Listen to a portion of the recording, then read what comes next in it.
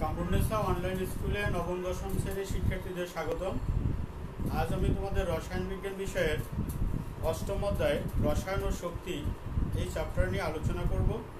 এই চ্যাপ্টারের মাধ্যমে তুমি রাসায়নিক পরিবর্তনের সাথে শক্তি উৎপাদনের সম্পর্ক ব্যাখ্যা করতে পারবে। কীভাবে রাসায়নিক পরিবর্তনের মাধ্যমে শক্তি উৎপাদন হয় সেগুলো জানবে। শক্তি উৎপাদনে জ্বালানির বিশুদ্ধতার গুরুত্ব অনুধাবন করবে। পরিবেশের সুরক্ষায় এগুলোর ব্যবহার সীমিত রাখতে এবং উপযুক্ত জ্বালানি নির্বাচনে সচেতনতার পরিচয় দিতে পারবে। নিরাপত্তার বিষয়টি বিবেচনা রেখে রাসায়নিক বিক্রিয়া সংশ্লিষ্ট সমস্যা চিহ্নিত করে তা অনুসন্ধানের পরিকল্পনা বাস্তবায়ন এবং কার্যকারিতা মূল্যায়ন করতে পারবে। রাসায়নিক বিক্রিয়ার সংগঠনে এবং শক্তি উৎপাদনে স্বতঃস্ফূর্তভাবে এবং আত্মবিশ্বাসের সাথে দায়িত্বশীল সিদ্ধান্ত গ্রহণে সক্ষম হবে। তোমরা কীভাবে দায়িত্বশীলভাবে একটা রাসায়নিক বিক্রিয়া করবে এবং সেই রাসায়নিক বিক্রিয়ার বিভিন্ন উৎপাদ এবং এর রিঅ্যাক্ট্যান্টগুলো কীভাবে কাজে লাগাতে হবে সেই বিক্রিয়ার ব্যবস্থাটা করতে পারবে। জারণ বিজারণ বিক্রিয়া ইলেকট্রনীয় মতবাদ ব্যবহার করে জলবিদ্যুতের ধারণা ব্যাখ্যা করতে পারবে। মূলত এগুলো আমরা পরবর্তী ক্লাসে পড়ব। আজকের ক্লাসে আমাদের 4টা উদ্দেশ্য নিয়ে আমরা মোটামুটি আলোচনা করব। আমরা জানি রসায়ন এবং শক্তি কী, অর্থাৎ রাসায়নিক শক্তি কী, রাসায়নিক শক্তির উদ্দেশ্য কী এবং রাসায়নিক শক্তির উৎসগুলো কী, এগুলো নিয়ে আমরা প্রথমে একটু আলোচনা করি। তোমরা একটু খেয়াল করো। আমরা যদি শুরু করি তাহলে দেখা যাক রাসায়নিক শক্তি কী। রাসায়নিক শক্তি হলো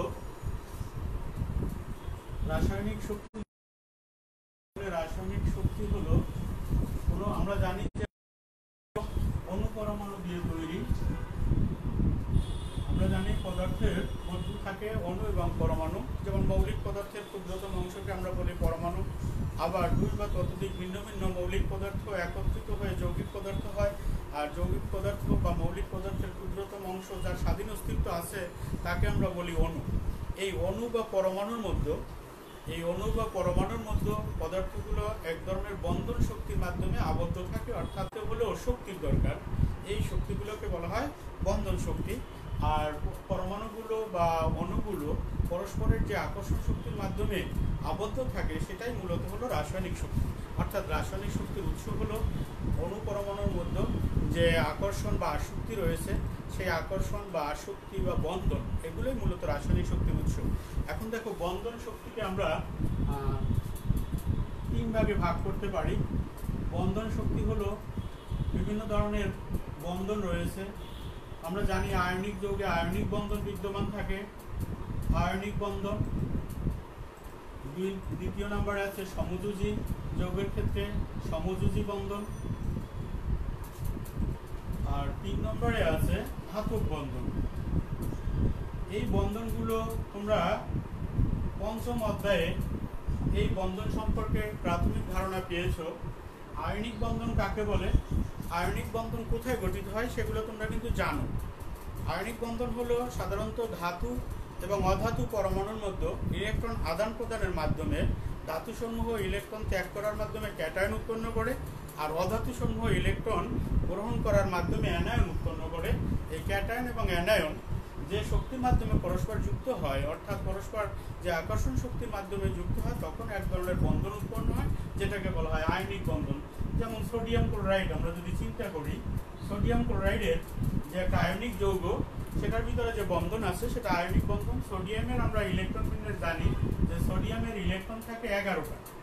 সোডিয়ামের ইলেকট্রন সংখ্যা হলো 11, পারমাণবিক সংখ্যাও 11। তখন ইলেকট্রন বিন্যাস করলে প্রথম কক্ষপথে 2টা, দ্বিতীয় কক্ষপথে এসে 2টা, টুয়াইস পিতে 6টা, এগুলো 10টা। আর থ্রাইস এসে ইলেকট্রন থাকে 1টা।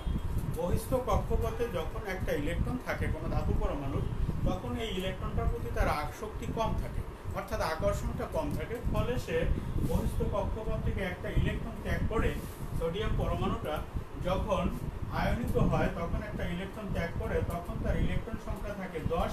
এই অবস্থায় সে সোডিয়াম 4 যুক্ত হয়ে পড়ে, অর্থাৎ তখন 1s2, 2s2, 2sp6 এই অবস্থাটা বিরাজ করে। এখানে সে একটা ইলেকট্রন ত্যাগ করেছে বিধায় সে ক্যাটায়ন উৎপন্ন করেছে, অর্থাৎ এক একক ধনাত্মক চার্জে পরিণত হয়েছে। আবার ক্লোরিন পরমাণু, তার ইলেকট্রন হলো 17টা ইলেকট্রন যখন বিন্যস্ত হয়, প্রথম কক্ষপথে 2টা, দ্বিতীয় এসে 2টা, দ্বিতীয় পিতে থাকে 6টা, এইগুলো টোটাল 10টা। থেরাইজেসে 2টা, থেরাইজ পিতে থাকে 5টা, এগুলো আমাদের 17টা। দেখো এখানে তৃতীয় কক্ষপথে আমাদের যদি অষ্টক পূরণ করতে হয় তাহলে একটা ইলেকট্রন তার ঘাটতি রয়েছে, 5 আর 2 মিলে মোট 7টা। একটা ইলেকট্রন যদি সে কোনোভাবে নিতে পারে তখন তার বহিস্থ কক্ষপথে অষ্টক পূরণ হয়।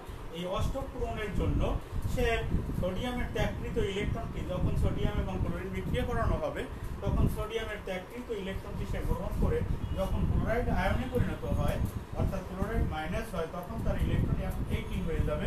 এই অবস্থায় তার বিন্যাসটা হবে 1s2, 2s2, 2sp6, থেরাইজেস2 এবং থেরাইজp6। এই বহিস্থ কক্ষপথে অষ্টক পূর্ণ হবে এবং সে তখন ঋণাত্মক চার্জযুক্ত হয়ে পড়ে। এই ধনাত্মক চার্জযুক্ত সোডিয়াম আয়ন ঋণাত্মক চার্জযুক্ত ক্লোরাইড আয়ন পরস্পর যুক্ত হয়ে সোডিয়াম ক্লোরাইড গঠিত হয় এবং সোডিয়াম ক্লোরাইড একটি আয়নিক যৌগ। তাহলে এখানে যে বন্ধনটা বিদ্যমান সেটা হলো আয়নিক বন্ধন। আয়নিক বন্ধন অত্যন্ত শক্তিশালী একটি বন্ধন। যেমন আমরা জানি যে সোডিয়াম ক্লোরাইডের গলনাঙ্ক হলো 801 ডিগ্রি সেলসিয়াস, অর্থাৎ 801 ডিগ্রি সেলসিয়াস তাপমাত্রা প্রদান করলে সোডিয়াম ক্লোরাইডটা গলবে। কিন্তু তোমার 801 ডিগ্রি পূর্বে সোডিয়াম ক্লোরাইডকে স্বাভাবিক অবস্থায় গলানো সম্ভব না, কিন্তু এর সাথে অন্যান্য রাসায়নিক দ্রব্য মিশ্রিত করে হয়তো সোডিয়াম ক্লোরাইডকে 600 ডিগ্রি সেলসিয়াস তাপমাত্রা গলানো যাবে। সেক্ষেত্রে তোমার ক্যালসিয়াম অক্সাইড বা ক্যালসিয়াম ক্লোরাইড এরকম অন্যান্য যৌগগুলো মিশ্রিত করে রাসায়নিক বিক্রিয়া করতে হবে। তাহলে এখানে দেখা গেল আয়নিক বন্ধনে যে যৌগগুলো আবদ্ধ হয় সেগুলোর একটা বিশেষ বৈশিষ্ট্য হলো এখানে একটা ধাতব পরমাণু থাকে, একটা অধাতব পরমাণু থাকে, এবং ধাতব পরমাণু সমূহ বহিস্থ কক্ষপথে অষ্টক ধরে রাখার জন্য ইলেকট্রন ত্যাগ করে। অর্থাৎ বহিস্থ কক্ষপথে যদি 1টা 2টা বা 3টা ইলেকট্রন থাকে, তারা ওই 1টা 2টা বা 3টা ইলেকট্রন ত্যাগ করে, যথাক্রমে 1টা ইলেকট্রন ত্যাগ করলে 1 একক ধনাত্মক আয়ন, 2টা ইলেকট্রন ত্যাগ করলে 2 একক ধনাত্মক আয়ন, 3টা ইলেকট্রন ত্যাগ করলে 3 একক ধনাত্মক আয়নে পরিণত হয়। আবার যে সমস্ত অধাতু পরমাণু সমূহ বহিস্থ কক্ষপথে অষ্টক পূরণের জন্য 1টা 2টা বা 3টা ইলেকট্রন ঘাটতি থাকে, অর্থাৎ কম থাকে, তারা অন্যের ত্যাগকৃত এই 1টা 2টা বা 3টা ইলেকট্রন গ্রহণ করে নিয়ে তারা বহিস্থ কক্ষপথে অষ্টক পূরণ করে। তখন তাদের যতটা ইলেকট্রন তারা গ্রহণ করে নিয়ে অষ্টক পূরণ করলো তত একক ঋণাত্মক চার্জযুক্ত হয়ে পড়ে। ফলে দেখা যায় এই ধনাত্মক চার্জযুক্ত ধাতব পরমাণু এবং ঋণাত্মক চার্জযুক্ত অধাতব পরমাণু পরস্পর যুক্ত হয়ে আয়নিক যৌগ গঠন করে এবং আয়নিক যৌগগুলোর মধ্যে যে বন্ধন বিদ্যমান থাকে সেটাকে বলা হয় আয়নিক বন্ধন, এবং আয়নিক বন্ধনের ফলে উৎপন্ন যৌগকে বলা হয় আয়নিক যৌগ। এগুলোর বিশেষ বৈশিষ্ট্য রয়েছে, এগুলো সাধারণত উচ্চ গলনাঙ্ক এবং স্ফুটনাঙ্ক বিশিষ্ট হয়। ফলে এখানে একটি শক্তির তাৎপর্য লক্ষ্য করা যায়, অর্থাৎ আয়নিক বন্ধনসমূহ ভাঙতে হলে প্রচণ্ড শক্তির প্রয়োজন এবং এদের গলনাঙ্কে যদি সোডিয়াম ক্লোরাইডের ক্ষেত্রে যেমন আমরা বললাম 801 ডিগ্রি সেলসিয়াস, তদ্রুপ এটাকে আমরা যদি বাষ্পীভূত করতে চাই সোডিয়াম ক্লোরাইডকে, তখন দেখা যাবে 1465 ডিগ্রি সেলসিয়াস তাপমাত্রা দিতে হয়, যার গলনাঙ্ক হলো 801 ডিগ্রি সেলসিয়াস আর স্ফুটনাঙ্ক কিন্তু 1465 ডিগ্রি সেলসিয়াস। অর্থাৎ এত তাপমাত্রা সোডিয়াম ক্লোরাইড গলবে 801 ডিগ্রি সেলসিয়াসে, কিন্তু তাকে বাষ্পীভূত করতে হলে আরও বেশি তাপমাত্রা দিতে হয়, অর্থাৎ 1465 ডিগ্রি সেলসিয়াস। পক্ষান্তরে সমযোজী যৌগ হলো যে সমস্ত অধাতব পরমাণু সমূহ, মানে দুটাই অধাতু, দুটো যারা যৌগ গঠন করবে তারা দুটাই অধাতু হবে। অধাতু পরমাণু সমূহ তাদের বহিস্থ কক্ষপথে যদি ইলেকট্রন শেয়ারিং করে, মানে একে অন্যের সাথে যদি শেয়ারিং করে, তখন তাদের ভিতর যে বন্ধনটা তৈরি হয় তাকে বলা হয় সমযোজী বন্ধন। যেমন আমরা যদি হাইড্রোজেন অণুর কথা চিন্তা করি, হাইড্রোজেনের একটা পরমাণু আর একটা পরমাণুর সাথে যুক্ত হয়ে যখন হাইড্রোজেন অণু গঠন করে, তখন কিন্তু এরা কেউ ইলেকট্রন ত্যাগ করে না আর ইলেকট্রন নতুন করে গ্রহণও করে না, অর্থাৎ নিজেরাই ইলেকট্রন শেয়ার করে হাইড্রোজেন অণু তৈরি করে।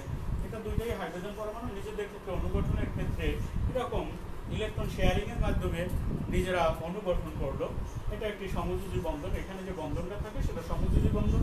আমরা যদি হাইড্রোজেন পরমাণুর একটা কক্ষপথে এরকম দেখাই হাইড্রোজেনের একটা ইলেকট্রন, অন্য একটা হাইড্রোজেন পরমাণুর ইলেকট্রনটাকে যদি আমরা এরকম ক্রস চিহ্ন দ্বারা দেখাই, একটা ক্রস আর একটা জিরো চিহ্ন দ্বারা দেখাই, এরা যখন যৌগ গঠন করবে তখন এদেরকে একত্র হয়ে বহিস্থ কক্ষপথে এক জোড়া ইলেকট্রন হয়ে যাবে, একটা ক্রস এবং একটা গোল দিয়ে আমরা যদি দেখাই তখন এটা হবে হাইড্রোজেন অণুর সংকেত।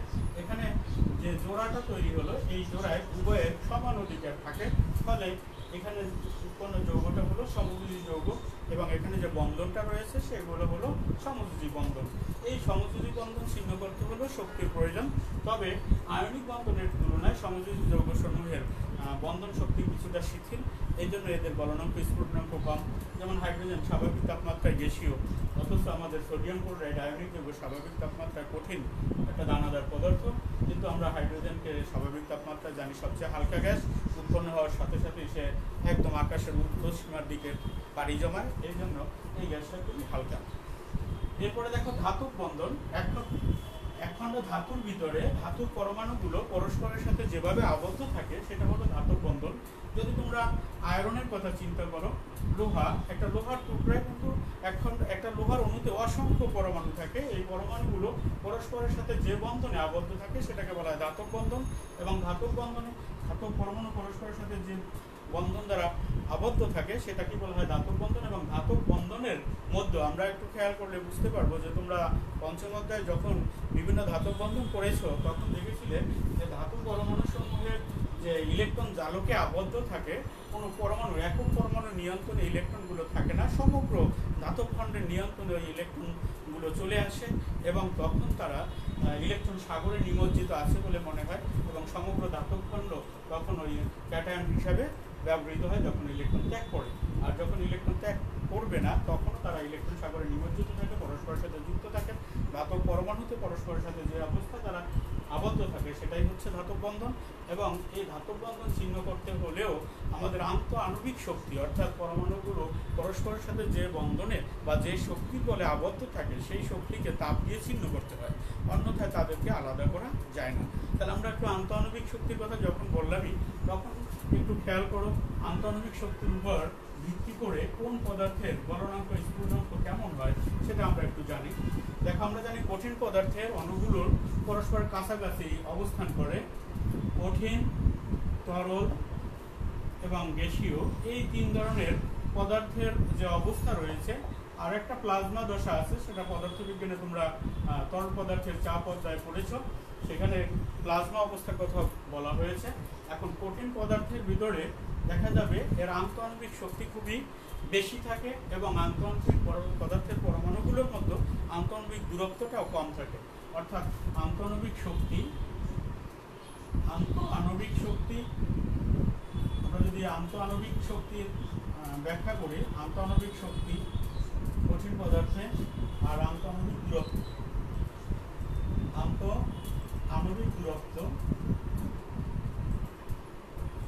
দূরত্ব এটা যদি একটা ধারণা দিতে চাই, দেখা যাবে কঠিন পদার্থে আন্তঃআণবিক শক্তি বেশি আর আন্তঃআণবিক দূরত্ব কম, মানে অণুগুলো কাছাকাছি থাকে। তরল পদার্থের আন্তঃআণবিক শক্তি কঠিনের জন্য তুলনামূলকভাবে কম। আন্তঃআণবিক দূরত্ব তুলনামূলক বেশি, কঠিনের তুলনায় বেশি, তুলনামূলকভাবে বেশি।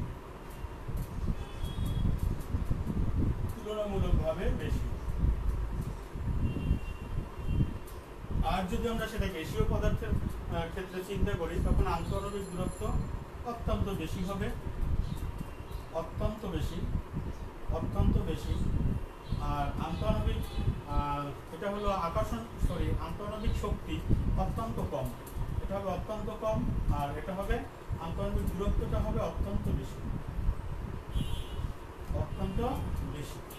এই যে আমরা একটা চার্ট দেখলাম যাতে আমরা মনে রাখতে পারি কোন পদার্থের আন্তঃআণবিক শক্তি কম বা বেশি, এই চার্টটা তোমাদের মনে রাখতে হবে। তার কারণে এই চার্টটা যদি তুমি জানো তাহলে পদার্থগুলোর অণুর প্রকৃতি সম্পর্কে তোমার একটা ধারণা হবে বা এদের গঠন সম্পর্কে একটা ধারণা হবে, কেন পদার্থগুলো আমাদের শক্তি নির্গত করবে এবং কোনটা বেশি শক্তি নির্গত করবে, কোনটা কম শক্তি নির্গত করবে, এই তুলনাটা আমরা জানলে সেটা একটু ভালোভাবে বুঝতে পারবে।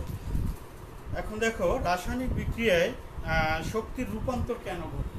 রাসায়নিক বিক্রিয়ায় শক্তির রূপান্তর ঘটে এই জন্য যে রাসায়নিক বিক্রিয়া যখন পরে তখন দেখা যায় নতুন নতুন পদার্থের তৈরি হয়। আর পূর্বের পদার্থগুলোর বন্ধন ভেঙে গিয়ে পরমাণুর সংখ্যা যেহেতু সেম থাকে, পরমাণুর সংখ্যা নতুন করে সৃষ্টিও হয় না, ধ্বংস হয় না। যারা আছে তাদের ভিতরে পুনর্বিন্যাস ঘটে, অর্থাৎ একটা যৌগের অণুগুলো ভেঙে পরমাণুগুলো আলাদা হয়ে নতুন আর একটা যৌগ গঠন করে। এই ক্ষেত্রে দেখা যায় বন্ধন একবার ভাঙতে হয়, আবার নতুন বন্ধন গড়তে হয়। তার বন্ধন ভাঙা এবং বন্ধন গড়ার ভিতরেই এই শক্তির রূপান্তরটা ঘটে। যখন দেখা যায় বন্ধন ভাঙতে যে শক্তি লাগে, নতুন বন্ধন গড়তে আবার যে শক্তি প্রয়োজন হয়, এই দুইয়ের পার্থক্যের উপরই মূলত রাসায়নিক বিক্রিয়ার শক্তি হিসাব করা হয়। তবে শক্তির কথা যখন এলোই, আমরা শক্তি পরিমাপের জন্য শক্তির একক ব্যবহার করতে হবে। শক্তির একক হিসাবে সাধারণত পূর্বে ব্যবহার করা হয়তো ক্যালোরিকে শক্তির একক বা কিলো ক্যালোরিকে। 1 ক্যালোরি হলো 1 গ্রাম বিশুদ্ধ পানির তাপমাত্রা 1 ডিগ্রি সেলসিয়াস বাড়াতে যে পরিমাণ তাপের প্রয়োজন হয় তাকে বলা হয় 1 ক্যালোরি। আর বর্তমানে সারা বিশ্বে শক্তির আন্তর্জাতিক একক হিসাবে জুলকে শক্তির একক হিসাবে ধরা হয়েছে। তোমরা জানো, পদার্থবিজ্ঞানে পড়েছো কাজ শক্তি ক্ষমতা চ্যাপ্টারে। কাজ চ্যাপ্টারে তোমরা শিখেছিলে যে বল প্রয়োগে যদি বস্তু স্মরণ ঘটে, বল আর স্মরণের গুণফলকে তখন কাজ বলা হয়। তখন কাজের একক হিসাবে নেওয়া হয়েছিল জুল, শক্তির একক জুল। এই জন্য আমরা সমস্ত ধরনের শক্তির একক হিসেবে জুল ব্যবহার করব। তবে ক্যালোরি এবং জুলের ভিতরে একটা সম্পর্ক রয়েছে, সেটা হলো 1 ক্যালোরি সমান হলো 4.18 জুল। 4.18 জুল। 1 ক্যালোরি সমান 4.18 জুল, এটা তোমাদের মনে রাখতে হবে। আর কিলো ক্যালোরি হলো 1 কিলো ক্যালোরি সমান হলো 1000 ক্যালোরি। সুতরাং সেভাবেও আমরা শক্তির এককের হিসাব করতে পারবো। এখন আমরা দেখব রাসায়নিক বিক্রিয়ায় তাপের পরিবর্তন। রাসায়নিক বিক্রিয়ায় তাপের পরিবর্তনটা কিভাবে হয় সেটা আমরা একটু দেখি। রাসায়নিক বিক্রিয়াকে আমরা তাপের উপর ভিত্তি করে, তোমরা সপ্তম অধ্যায়ে পড়েছো, তাপের উপর ভিত্তি করে রাসায়নিক বিক্রিয়াকে 2 ভাগে ভাগ করা হয়েছিল। একটা হলো তাপ উৎপাদী বিক্রিয়া আর একটা হলো তাপহারী বিক্রিয়া। সপ্তম অধ্যায়ে তোমরা পড়েছিলে রাসায়নিক বিক্রিয়া তাপের উপর ভিত্তি করে 2 রকম। একটা হলো তাপ উৎপাদী বিক্রিয়া,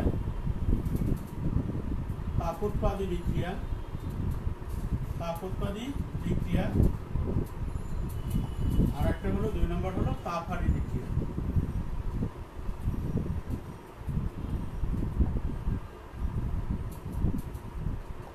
আর বিক্রিয়ার তাপের পরিবর্তনকে, মানে তাপ উৎপাদী বা তাপহারী বিক্রিয়ার তাপের পরিবর্তন থেকে বোঝানোর জন্য ডেল্টা এইচ প্রতীক ব্যবহার করা হয়। এই ডেল্টা এইচ কোনো রাসায়নিক বিক্রিয়ায় যা ঘটবে, বিক্রিয়ক পদার্থ এবং উৎপন্ন পদার্থগুলোর মধ্যে যা ঘটবে সেগুলো তো অণুপরমাণুর সংকেত আকারে লিখতেই হবে। সাথে বিক্রিয়াটা যদি তাপ উৎপাদী হয় তখন ডেল্টা এইচ এর মান আসবে নেগেটিভ। তাপ উৎপাদী বিক্রিয়ার ক্ষেত্রে ডেল্টা এইচটা হবে নেগেটিভ। আর ডেল্টা এইচ যদি পজিটিভ হয়, কোনো রাসায়নিক বিক্রিয়া হিসাব করে যদি ডেল্টা এইচ পজিটিভ পাওয়া যায়, সেই বিক্রিয়াটাকে বলা হয় তাপহারী বিক্রিয়া। আর তাপ উৎপাদী বিক্রিয়ার ক্ষেত্রে আমরা দেখলাম ডেল্টা এইচটা নেগেটিভ। ডেল্টা এইচ হলো রাসায়নিক বিক্রিয়ার তাপের পরিবর্তন। এখন এই রাসায়নিক বিক্রিয়ার তাপের পরিবর্তন ঘটে কেন সেটা আমরা একটু বোঝার চেষ্টা করি। রাসায়নিক বিক্রিয়ার তাপের পরিবর্তন অর্থাৎ ডেল্টা এইচ, এটা হলো উৎপাদসমূহের মোট অভ্যন্তরীণ শক্তি। রাসায়নিক বিক্রিয়া যারা উৎপন্ন হবে, ডেল্টা এইচটা হিসাব করা হয় উৎপাদসমূহের মোট অভ্যন্তরীণ শক্তি। উৎপাদসমূহের যে যতগুলো আমরা উৎপাদ করব বা যতটা উৎপন্ন হবে, সেই উৎপাদসমূহের মোট অভ্যন্তরীণ শক্তি এটাকে ধরা হয় ইয়ন মাইনাস বিক্রিয়ক সমূহের মোট অভ্যন্তরীণ শক্তি। বিক্রিয়ক সমূহের মোট অভ্যন্তরীণ শক্তি।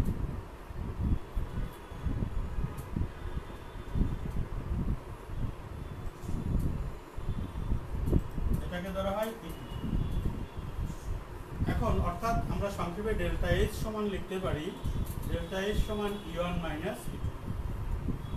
ইয়ন আর ইটু ডিফারেন্সটা যদি নেগেটিভ হয় তাহলে বিক্রিয়াটা তাপ উৎপাদী, আর ইয়ন এবং ইটু এর ডিফারেন্সটা যদি পজিটিভ হয় তখন আমরা লিখতে পারি তাপহারী।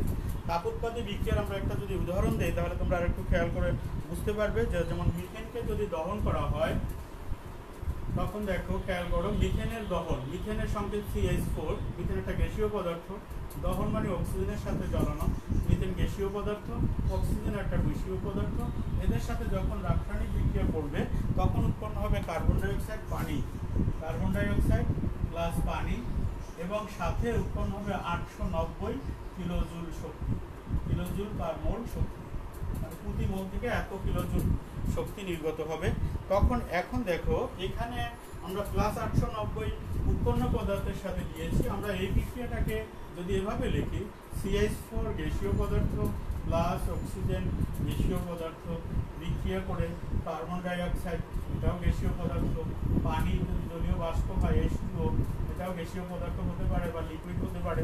এই ক্ষেত্রে তখন আমরা ডেল্টা এইচ দিয়ে যদি লিখি এটাকে, তখন ডেল্টা এইচ আসবে -890 কিলোজুল পার মোল, অর্থাৎ এই তাপোৎপাদী বিক্রিয়ার ক্ষেত্রে ডেল্টা এইচটা মাইনাস দিয়ে লেখা যায়। তাহলে আমরা সরাসরি এখানে হয় যোগ চিহ্ন দিয়ে লিখবো অথবা ডেল্টা এইচ ব্যবহার করে যদি লিখি রাসায়নিক বিক্রিয়ার তাপের পরিবর্তনটা, তখন -890 দিয়ে কিলোজুল পার মোল এভাবে লিখতে পারবো। আরেকটা আমরা তাপহারী বিক্রিয়ার উদাহরণ দেখি, এবং তাপহারী বিক্রিয়াটার উদাহরণে আমরা একটু খেয়াল করো যে এই বিক্রিয়াটার ক্ষেত্রে কি ঘটে। যেমন nitrogen gas plus oxygen gas এর বিক্রিয়ার ক্ষেত্রে যদি বাহির থেকে আমরা তাপ দিই, এক্ষেত্রে দেখো বিক্রিয়কের সাথে তাপ অ্যাড করতে হবে। বাহির থেকে আমরা যদি তাপ দিই, কত তাপ দিতে হবে? 180 কিলোজুল পার মোল, 180 কিলোজুল, 180.6 বা 180 লেখো কিলোজুল পার মোল তাপ দেওয়া হয়, তখন এখান থেকে উৎপন্ন হবে নাইট্রোজেন ডাই অক্সাইড NO2 বা NO nitric oxide, 2 NO nitric oxide gas উৎপন্ন হবে। অর্থাৎ এখানে দেখো বিক্রিয়কের সাথে একটি উপাদান তাপ, অর্থাৎ পরিবেশ থেকে 180 কিলোজুল তাপ শোষণ করে নিয়ে এই রাসায়নিক বিক্রিয়াটা ঘটবে। তার মানে কি, এই তাপহারী বিক্রিয়াটা যখন ঘটবে তখন পরিবেশটা ঠান্ডা থাকবে, অর্থাৎ পরিবেশের তাপমাত্রা টেনে নিয়ে এই রাসায়নিক বিক্রিয়াটা হবে। কিন্তু তাপোৎপাদী বিক্রিয়ার ক্ষেত্রে দেখা যাবে যেখানে মিথেন এবং অক্সিজেন বিক্রিয়া করে যেমন কার্বন ডাই অক্সাইড পানি হলো, সাথে দেখা যাবে 890 কিলোজুল পার মোল থেকে তাপ নির্গত হলো, অর্থাৎ পরিবেশটা উত্তপ্ত গরম হবে। আর এই ক্ষেত্রে কিন্তু পরিবেশটা বেশ ঠান্ডা ঠান্ডা লাগবে। তাহলে তাপহারী বিক্রিয়া পরিবেশটা থেকে তাপ টেনে নিয়ে বিক্রিয়াটা হয়, এজন্য পরিবেশটা ঠান্ডা হয়। এই বিক্রিয়াটাকে আমরা যদি তাপের পরিবর্তন ডেল্টা এইচ এর মাধ্যমে দেখি, তখন দেখা যাবে এরকম nitrogen gas plus oxygen gas এর রাসায়নিক বিক্রিয়ার ফলে নাইট্রিক অক্সাইড হবে NO, 2 অণু, এটাও গ্যাসীয়।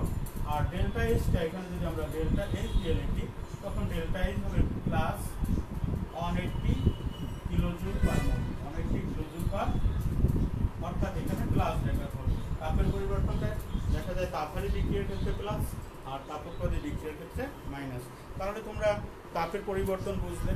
এখন আমরা বিভিন্ন রাসায়নিক বন্ধনে যে তাপের পরিবর্তনগুলো ঘটে, কোন বন্ধন ভাঙলে বা কোন বন্ধন গঠন করতে কতটুকু তাপের পরিবর্তন ঘটে, তার একটা তোমাদের তালিকা দিয়ে দিচ্ছে। এই তালিকাটা তোমরা তুলে নিবে, এটা তোমাদের গাণিতিক সমস্যাগুলো সমাধান করার জন্য কাজে লাগবে। প্লাস দেখা যাবে এই সমস্যাগুলো সমাধানের ক্ষেত্র ছাড়াও তোমার নৈবেত্তিকের কোশ্চেন আকারে অনেক সময় এটা পরীক্ষার প্রশ্নে দেওয়া থাকে নৈবেত্তিক আকারে, সেজন্য তোমাদের এই তালিকাটা মনে রাখতে হবে। দেখো বন্ধন এবং শক্তি, আমরা বন্ধন এবং শক্তি যদি এরকম আলাদা করে দিই, শক্তির এককটা কিলোজুল পার মোলে প্রকাশ করতে হবে।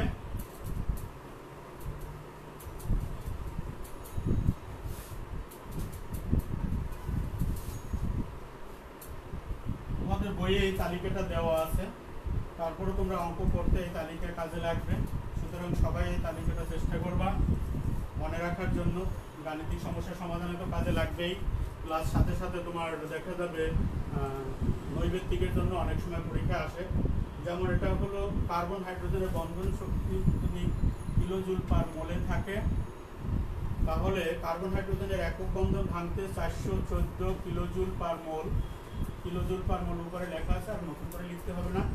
তারপর নাইট্রোজেন হাইড্রোজেনের ক্ষেত্রে এক বন্ধন ভাঙতে 391 কিলোজুল পার মোল।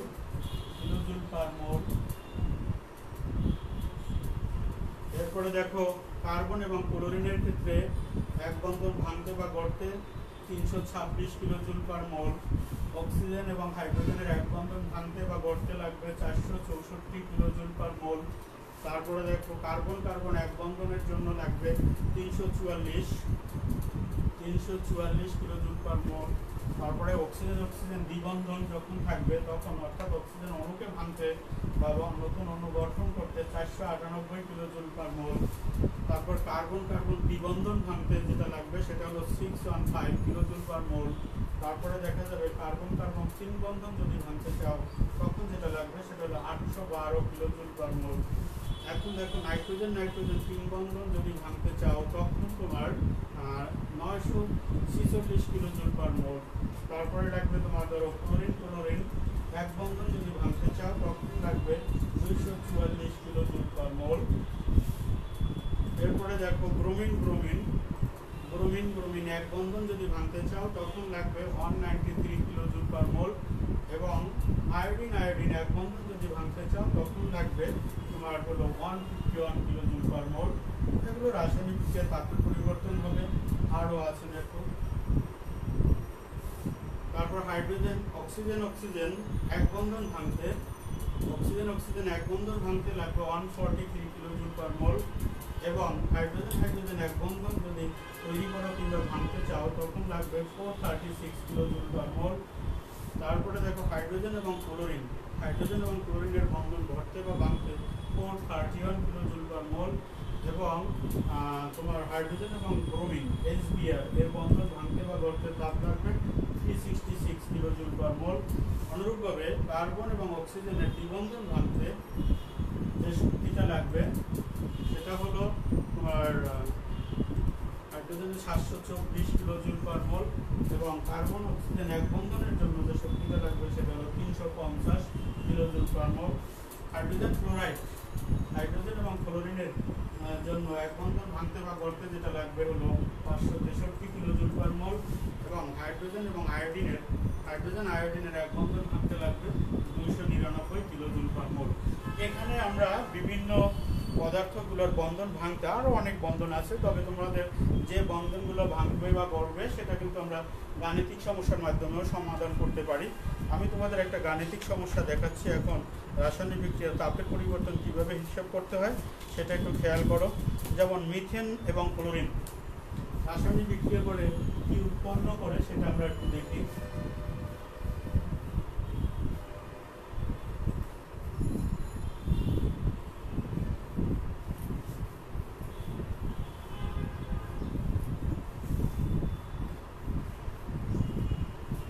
দেখো তোমাদের বইয়ে এক্সাম্পল আকারে এরকম একটা অঙ্ক দেওয়া আছে, বা আমরা অন্য একটা অঙ্ক দিই। যেমন ইথেনের সাথে ইথেন হলো C3H8, ইথেনের সাথে সাপোজ ইথেনের সাথে যদি অক্সিজেনের রাসায়নিক বিক্রিয়া করে তখন যদি উৎপন্ন পদার্থটা হয় তোমার ইথেনের সাথে অক্সিজেনের বিক্রিয়া বা ক্লোরিনের বিক্রিয়া দিতে পারি। আমরা ক্লোরিনের বিক্রিয়া দিই বা অক্সিজেনেরও দেওয়া যায়।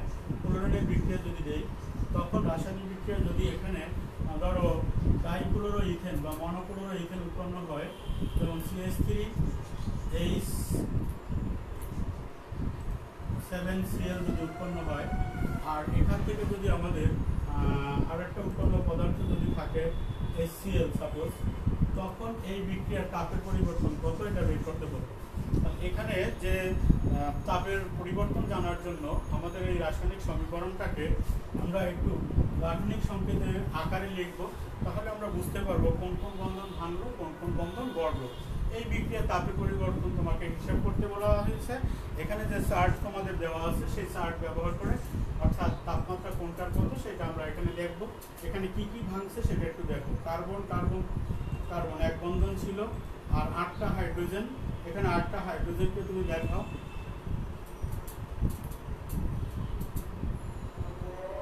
ধরো 8টা হাইড্রোজেন আছে। দেখে আমরা এটা প্রোপেনের যৌগটার নাম হলো প্রোপেন।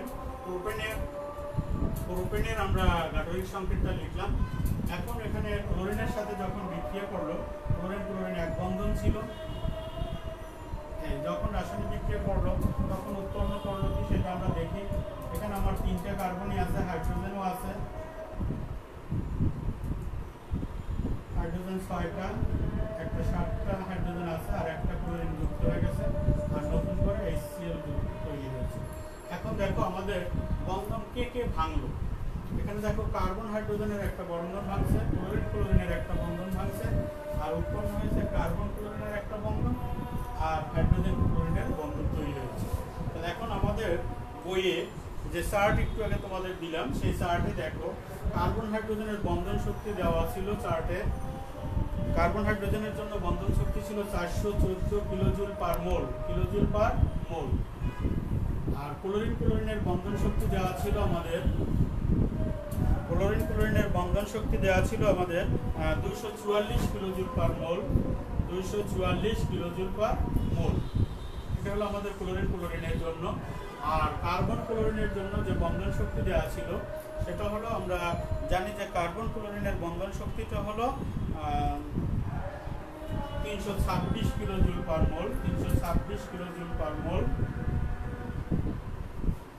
তারপরে হাইড্রোজেন ক্লোরিনের বন্ধন শক্তি যেটা দেওয়া ছিল সেটা হলো আমাদের চার্টের নিচের দিকে দেখো, হাইড্রোজেন ক্লোরিনের ছিল 431 কিলোজুল পার মোল।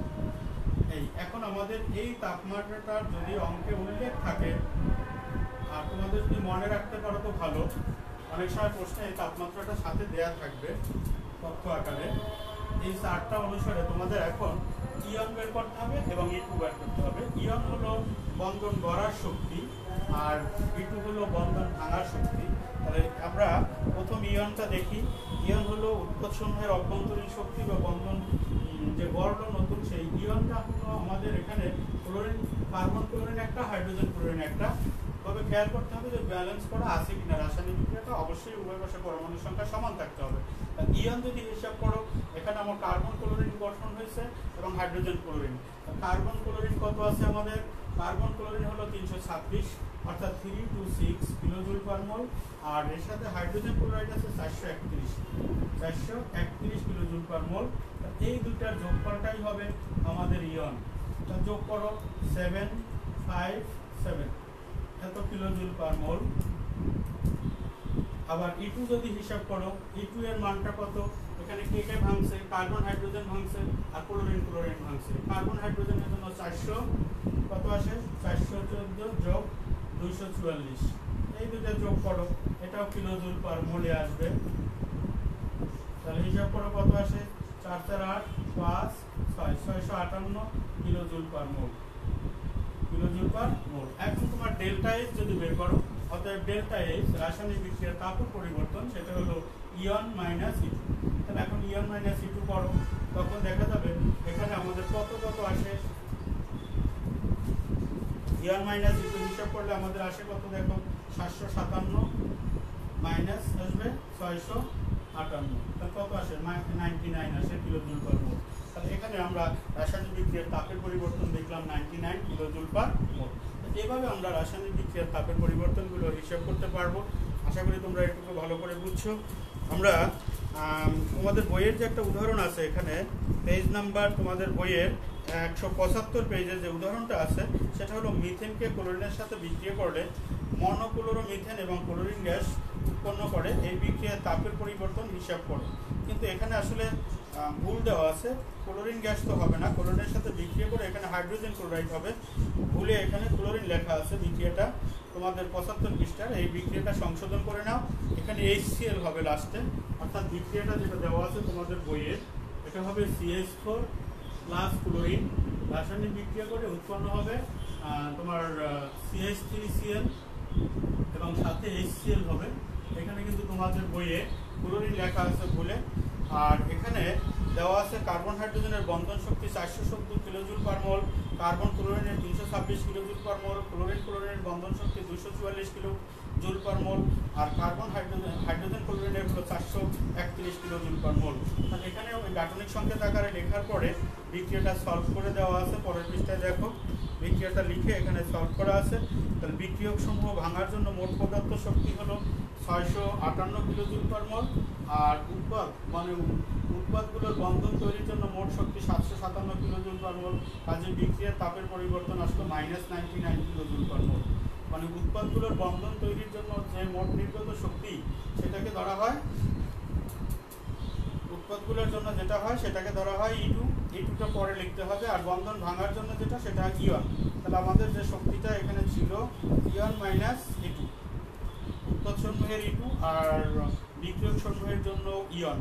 এই ইয়ন মাইনাস ইটু হিসাব করে বের করতে হবে, অর্থাৎ এখানে ইটু মাইনাস ইয়ন হবে, ইটু মাইনাস ইয়ন হবে। সূত্র লেখা হয়েছে, একটু খেয়াল করো, রেজাল্টটা সেমই আসবে, তবে মাইনাস আসবে 757, এই একই আসবে, মাইনাস এত কিলোজুল পার মোল। তাহলে আশা করি তোমরা সবাই বুঝতে পেরেছো। পরবর্তী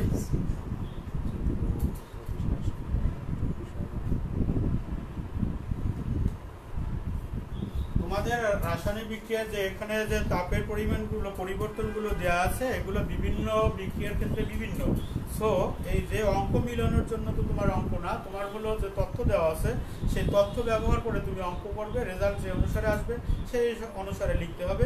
তোমার এখানে অঙ্ক মিলানোর জন্যই যে সব কিছু করতে হবে তা না। তোমার রাসায়নিক বিক্রিয়ার তাপের পরিবর্তনটা তো আমরা হিসাব করে বের করবো, এবং এটা যারা বিজ্ঞানীরা তাত্ত্বিকভাবে বের করেছেন তাদের তথ্য ব্যবহার করে আমরা অঙ্কগুলো সলভ করব। তার কারণ রাসায়নিক বিক্রিয়ার তাপের পরিবর্তন সরাসরি আমরা পরিমাপ করার জন্য যে অ্যাপারেটাস আমাদের দরকার সেগুলো কিন্তু সব কিছু আমরা হাতের নাগালে পাবো না। না পাওয়ার কারণে সবগুলো পরিবর্তন আমরা সঠিকভাবে উপস্থাপন করতে পারবো না। তবে কোনো রাসায়নিক বিক্রিয়ায় যদি দেখা যায় বিক্রিয়ার তাপের পরিবর্তনটা ডেল্টা এস এর মাধ্যমে দেওয়া আছে, তখন তুমি সেটা ব্যবহার করে অজানা যেটা আছে যেমন কার্বন অক্সিজেন দ্বিবন্ধন বা কার্বন অক্সিজেন এক বন্ধন ইত্যাদি তাপের পরিবর্তন হিসাব করে বের করতে পারবে। এখন কিছু তথ্য তোমাদের বইয়ে ভুল দেওয়া থাকতে পারে, এর যেমন আমরা দেখলাম যে তোমাদের এই রিঅ্যাকশনটা বইয়ে ভুল দেওয়া আছে, এখানে মনোক্লোরো মিথেন হবে এবং হাইড্রোজেন ক্লোরাইড হবে, কিন্তু লেখা আছে ক্লোরিন, কিন্তু এখানে তো ক্লোরিন হবে না, হাইড্রোজেন ক্লোরাইড হবে। তবে নতুন এডিশনের বইয়ে আবার এটা কিছুটা সংশোধন করা হয়েছে। তারপরও কারো কারো বইয়ে যদি এখানে ভুল থাকে প্রিন্টিংয়ে সেটা ঠিক করে নিবা। এভাবে তোমাদের বইটা সংশোধন করে দেওয়া হয়েছে, তোমরা ভালো করে পড়ো। তাহলে আশা করি সবাই বুঝতে পেরেছো। আমরা তোমাদের কিছু হোমওয়ার্ক দেই, এই হোমওয়ার্কটা পড়ো। একটা অঙ্ক তুলে দিচ্ছি, তোমরা এই অঙ্কটা সলভ করবে।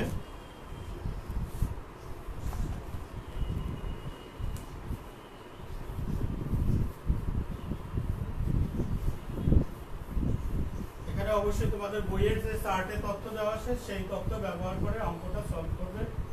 যেমন ধরো একটা অঙ্ক যদি দেওয়া থাকে, যেমন তোমার ধরো মিথেন কে অক্সিজেন গ্যাসের উপস্থিতিতে দহন করলে উৎপন্ন হবে কার্বন ডাই অক্সাইড গ্যাস এবং জলীয় বাষ্প। এখন এই বিক্রিয়ার ক্ষেত্রে তোমাদের বইয়ের যে তথ্যগুলো দেওয়া আছে সেই তথ্য ব্যবহার করতে হবে। সেটা হলো কার্বন হাইড্রোজেনের বন্ধন শক্তি যেটা দেওয়া আছে সেটা, অক্সিজেন অক্সিজেনের বন্ধন শক্তি যেটা দেওয়া আছে সেটা, তারপরে তোমার অক্সিজেন অক্সিজেন এটা দ্বিবন্ধন, তারপরে কার্বন অক্সিজেন দ্বিবন্ধনের শক্তি যত দেওয়া আছে সেটা ব্যবহার করবে।